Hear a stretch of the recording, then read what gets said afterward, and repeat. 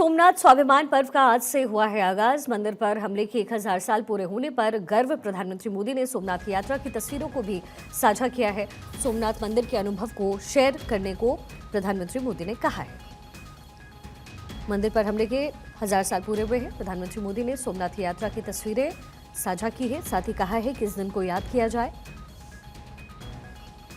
सोमनाथ स्वाभिमान पर्व का आज से शुभारंभ प्रधानमंत्री मोदी द्वारा किया गया है। मंदिर पर हमले के 1000 साल पूरे होने पर प्रधानमंत्री मोदी द्वारा ये पोस्ट किया गया है। प्रधानमंत्री मोदी ने सोमनाथ यात्रा की तस्वीरों को साझा किया। सोमनाथ मंदिर के अनुभव को शेयर करने को प्रधानमंत्री मोदी ने कहा है, यानी लोगों से जन जन से अपील की है।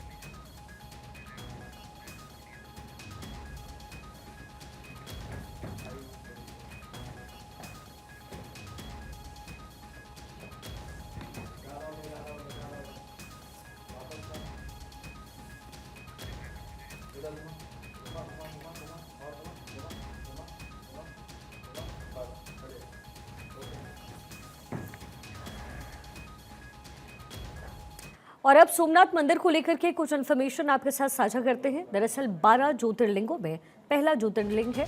भगवान शिव को समर्पित है ये पूरा मंदिर। सोमनाथ का अर्थ होता है चंद्रमा का स्वामी।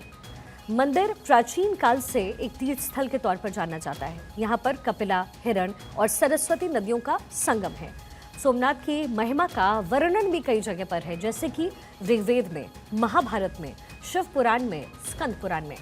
मंदिर का निर्माण अहिल्याबाई होलकर ने 18वीं शताब्दी में एक छोटा मंदिर बनवा करके किया। 1947 में मंदिर पुनर्निर्माण की घोषणा की गई।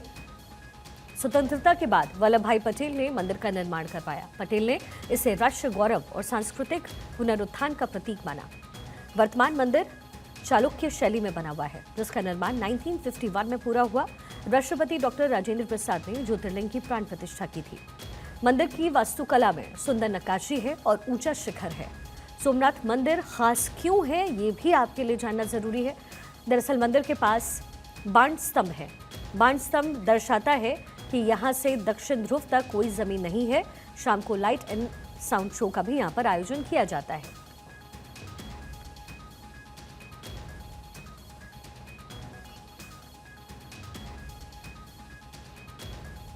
सोमनाथ मंदिर से जुड़ी हुई कुछ इन्फॉर्मेशन जो आपके सामने है। मंदिर का निर्माण कब हुआ, वास्तुकला, सुंदर नक्काशी यहाँ पर है, और मंदिर क्यों खास है ये भी आपके लिए समझना जरूरी है। दरअसल मंदिर को लेकर के मंदिर के पास जो है वो बाण स्तंभ है, जिसका जिक्र अभी अभी हमने किया भी आपके सामने।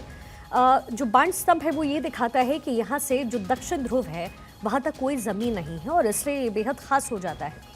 इसके साथ ही शाम को यहाँ पर लाइट एंड साउंड शो का आयोजन होता है, जो कि इतिहास हमारा बताता है, इतिहास का एक प्रतीक है। सोमनाथ ट्रस्ट मंदिर का प्रबंधन पूरी तरीके से करता है, यानी जो खर्च आते हैं उसका वहन करता है।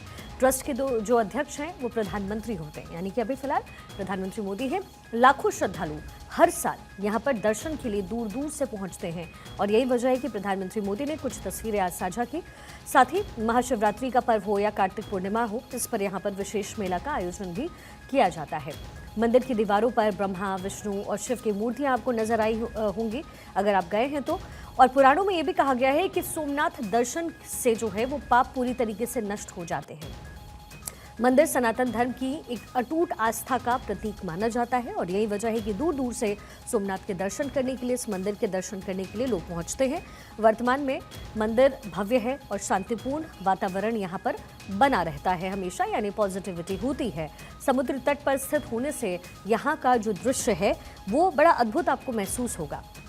सोमनाथ को शाश्वत श्राइन या फिर अनंत मंदिर भी कहा जाता है। इस नाम से भी ये जो मंदिर है वो जाना जाता है। दूर दूर से लोग यहाँ पर पहुँचते हैं, दर्शन करते हैं, और हमले को 1000 साल पूरे हुए हैं। ऐसे में प्रधानमंत्री मोदी ने इसको लेकर के तस्वीरें साझा की है। हमले की शुरुआत 11वीं सदी में गजनवी के हमले से हुई थी। यहाँ पर सबसे पहला हमला 11वीं सदी में हुआ।